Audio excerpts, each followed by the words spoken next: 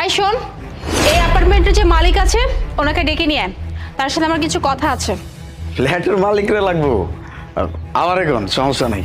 এই ছোট লোকের বাচ্চা, তুই ভাবলি কি করে তুই একটা সামান্য চাকর? হ্যাঁ, আর তোকে কি না আমি অ্যাপার্টমেন্টের মালিকের সাথে কি কথা আছে সেই কথা বলবো? দেখ শুধু শুধু মেজাজটা খারাপ করছে, যা গিয়ে জলদি গিয়ে তোর মালিককে ডেকে নিয়ে আয়।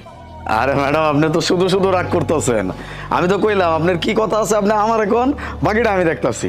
আশ্চর্য, হ্যাঁ তুই এইভাবে তর্ক করতেছিস কেন? তুই তো করিস সামান্য একটা চাকরের চাকরি, আর তুই বলতেছিস আমি মালিকের সাথে যে কথা বলবো সেই কথা আমি তোকে বলবো? তুই ভাবলি কি করে? দেখ আমি আবারও বলছি, গিয়ে তাড়াতাড়ি তোর মালিককে ডেকে না, আমার তার সাথে ইম্পর্টেন্ট কথা আছে। দেন ম্যাডাম, আমি আপনার সোজা বাংলা ভাষায় কইছি, আপনার যা কনের আপনি আমারে কইতে পারেন, কোনো সমস্যা নাই। যদি তারপরেও আপনার সমস্যা হয় তাহলে আপনি অন্য কারো কাছ থেকে জিজ্ঞেস করতে পারেন। যান। ওরে বাবা রে বাবা, হ্যাঁ এই করিস তো পরিষ্কার পরিচ্ছন্ন